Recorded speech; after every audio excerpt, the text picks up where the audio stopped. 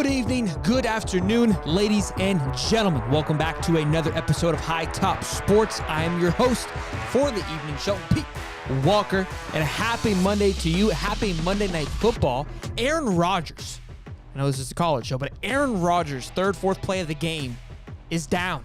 He's headed to the locker room. Massive contract, could void a part of the contract for the Jets and the Packers. Huge. We've been hearing about this all offseason, and Buddy goes down game one. You can't make this stuff up, boys and girls. Absolutely unbelievable. But happy to have you here. Good to see you. Got a lot to go over. We're going to talk about Billy Napier. He had a press conference today. We've got a stat sheet for Billy Napier now. All right, boys, add a little flavor to the show. I feel like Billy does a lot of work, needs his flowers. You know what I mean? So we got a stat sheet for Billy. Then we're going to discuss the little passion we saw against McNeese State. Going to talk about that a little bit. Maybe you guys saw it, maybe you didn't.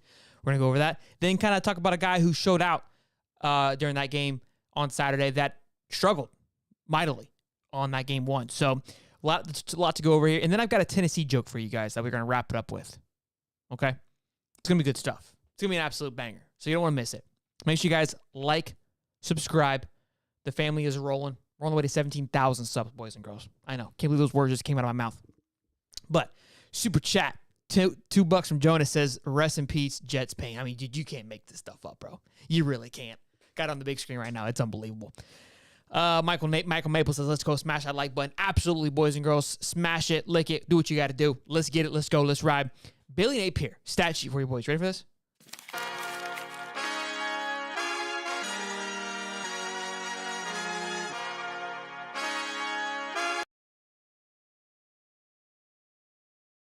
Tell me that ain't it. Yeah? You know what I mean? 37 hand gestures, 15 hey, we're going to execute. Okay? I mean, tell me another show that's doing this. Okay? That's all that I'm asking, maybe. That's all that I'm asking. Billy broke down a little bit, the expectation for Tennessee, what we're looking to have happen in week 3 here for the Florida Gators. And, the big thing is, how do you handle this week? How do you handle this rivalry? And what was interesting to me, and again, you got to think these kids, they're not as devoted to the orange and blue as maybe as these recruits once were coming in.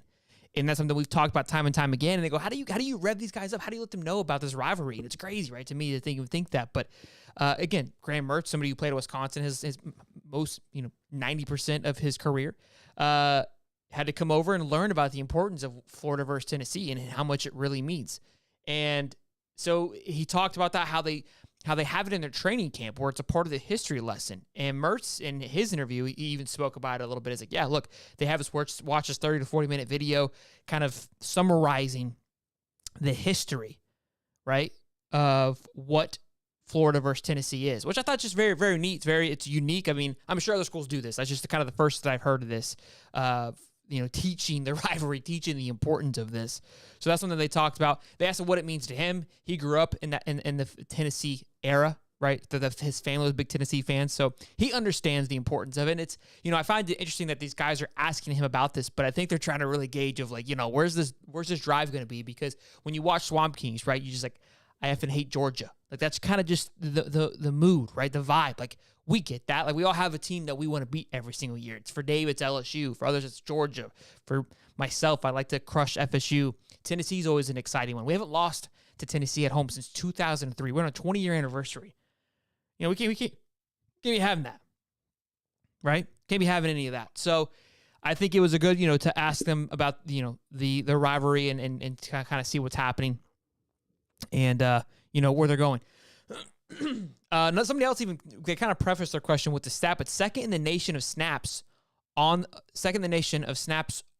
the field for the defense, meaning that, hey, the ball is being controlled very well for the offensive side of things. And again, we go back to that Utah game. Utah is very adamant about having time of possession, but it was damn near a toe race, right? It was 29-27, I believe. And McNeese State, we absolutely just buried them with time of possession. So I don't think the defense really saw too much of the football field, which is good in the sense of resting. They're already rotating two guys out, two, three lines out as the game's going on. So again, a big kudos to them. All the stat lines are moving in the right direction for that defense side of the ball. He even prefaced third downs are much improved. You got to believe he watches the show. I mean, there's just so many signs and signals and hints that he's referring to, right? Talking about the third advisor. I mean, he didn't say third advisor, but he wanted to. You know what I mean? It was on the tip of his tongue. He took everything in him not to say third advisor. So, look, this was probably one of the most vanilla ones I've seen thus far. Didn't give me too much. The questions weren't as probing as they were in the previous weeks, but there wasn't much to really ask about McNeese State. You know what I mean? What are you going to do, and how do you carry it over into Tennessee? They talked about what are your thoughts with, the Tennessee offense, and you know what he does. He compliments them, tells them how great they are, the good things they got to focus on, the ability, what Milton can do on his feet, how well he can throw the football, a lot of things they got to be focused on and worried about going into week 3. Again, not going to give you too much there. But again, the history part to me was the biggest takeaway for Billy Napier in his little press conference there. Now, after that, though, let's talk about a little bit the depth chart. So Kingsley will be getting the start here going into week 2, which is huge. Slaughter had a great game, a great recovery game from week 1, but really excited to have Kingsley back. I mean, the center really kind of controls and manages that offensive line a little bit, and you got your captain back in the center of that, which that line showed much improvement from last week. So to get that depth back, they had Slaughter to get him some, a lot of quality reps the last 2 games. You got to like where things are headed for that offensive line. So that excites me really well. And again, keep in mind, going into next year, you're still going to see the Najee Harris. You're still going to see the Jake Slaughters. Got to have them ready for next year. So I don't think they're going anywhere anytime soon. But love seeing that. And then also speaking to the depth chart a little bit, Damian George had a bounce back game, massive bounce back game. The stat here, it's a little let me zoom this in a little bit. My apologies for how small that was. Damian George, big bounce back week for him. You can kind of see here, this is his PFF grade over the last few seasons here. So he's a redshirt sophomore to kind of give you kind of a gauge here. So 2020, 55.5, 2021, 65, 2022, 70.2. That's what we should be hoping to get out of Damian George. We saw that last week. He did finish his passing block rate with a 70, following up that 53-point performance in week 1. So look, we're all kind of questioning. We were ready to, sever ties with Damian George of last week, but look at the progression over the last year. You would expect these things to increase, and his pass block is much better. His pass block grading is much better than his run block, which you can look at that how you want, but I think, his ability to be able to do both is going to be huge, and that 70 obviously is giving him an overall status as an A. So I'd expect that 62.8 to kind of start creaking up a little bit, and to getting into that, that form. I mean, look, he's doing what you would expect in any kind of business, right? When you're trying to invest in a company or trying to grow a company, you see the bars, they're going in the right direction. Got a little bit of a down year to start off with, a lot of season left to go, but was really happy to see him get things back and going. We didn't hear much of his name, right, which is a good thing, and a false start.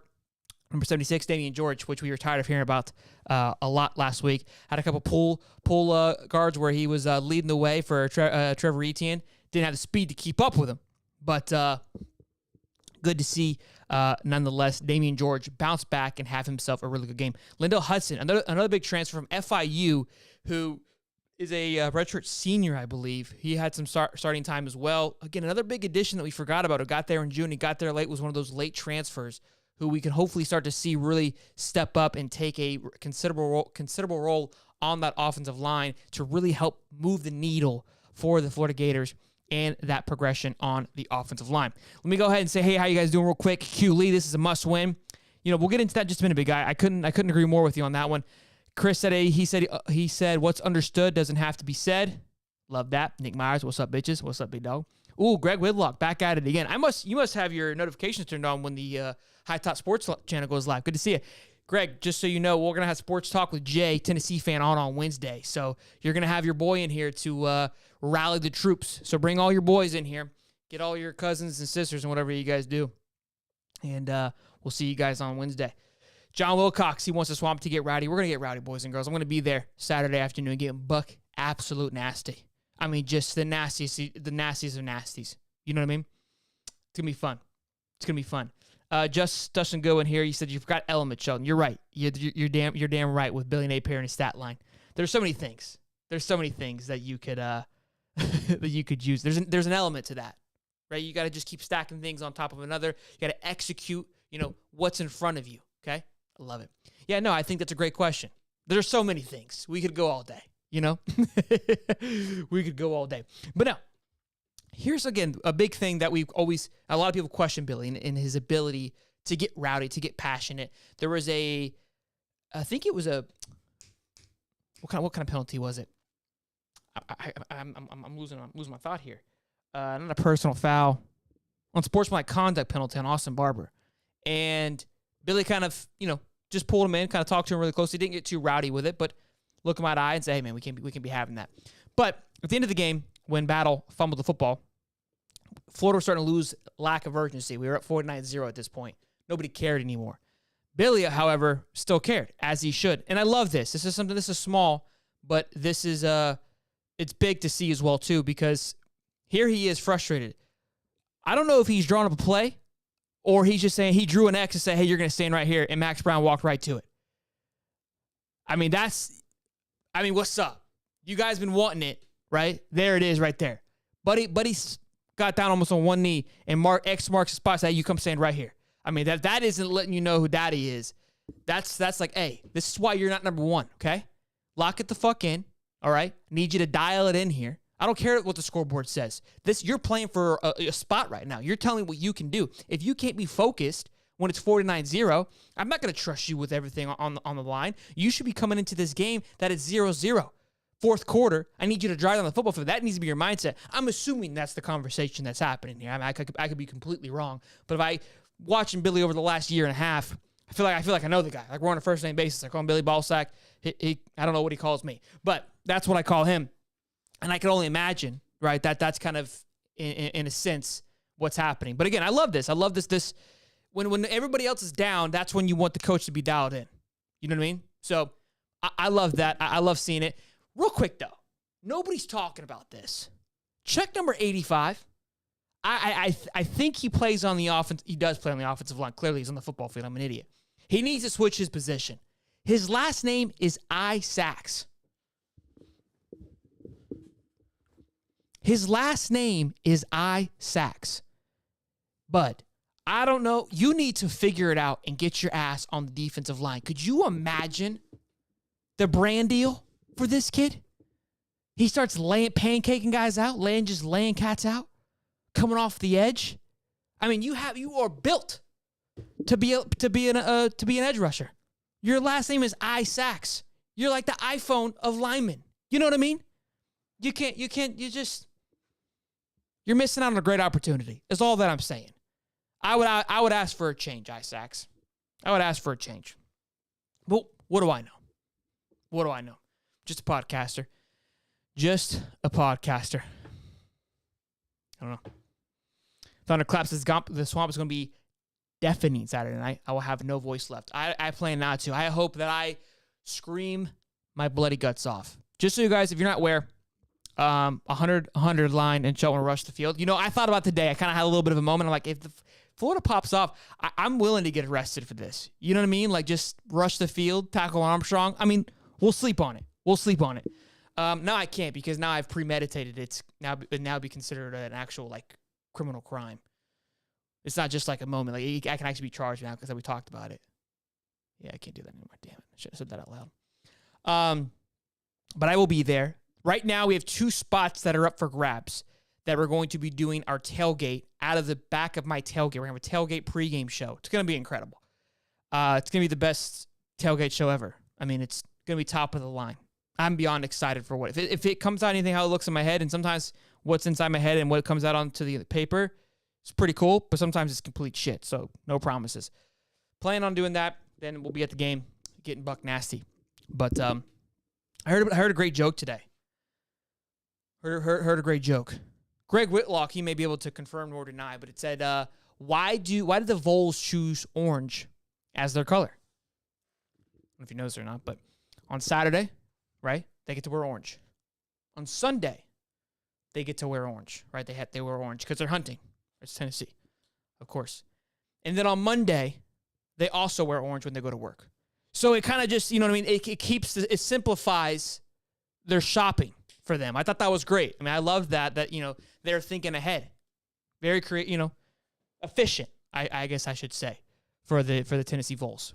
So kudos to those guys for being on top of it. Maybe they're down. I don't know. Maybe they're more ahead of it than we are, than we think. So we'll see how that plays out. Again, 20 years, guys, since Tennessee has won in the Swamp. And I also saw another tweet. It was under Nick Del Toro. At least I can find the tweet again, where the Florida Gators have played on Saturday, September the 16th, 5 times. They're undefeated on September 16th. And 4 of those, this will be the 6th time. And 4 of those 5 times they won was against Tennessee. I mean, just fun stuff. You know, fun little stats for you boys to get razzle-dazzled with. That's all. That's all. So we'll see how the game plays out. But obviously, we have a jam-packed show.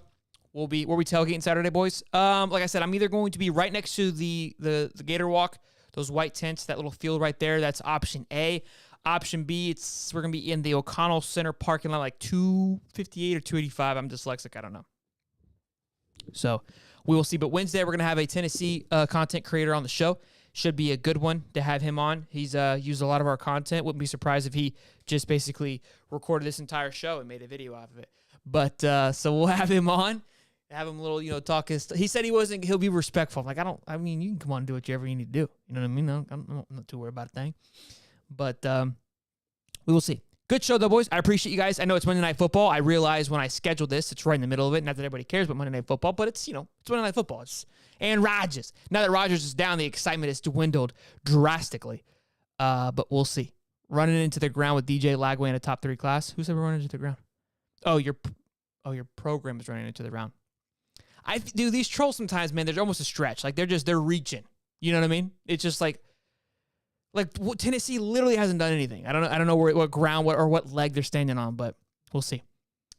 Timmy T says, don't rush the field. That's beta injury. We need to act like we should win and act like a team that doesn't know what winning is. I don't disagree with you, Timmy T. I love that energy. It was more of just like not like a rush the field in the sense like, oh my gosh, we did it. But like, F you. You know what I mean?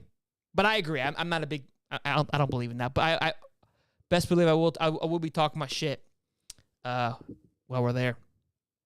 Tennessee fans aren't going to be big fans if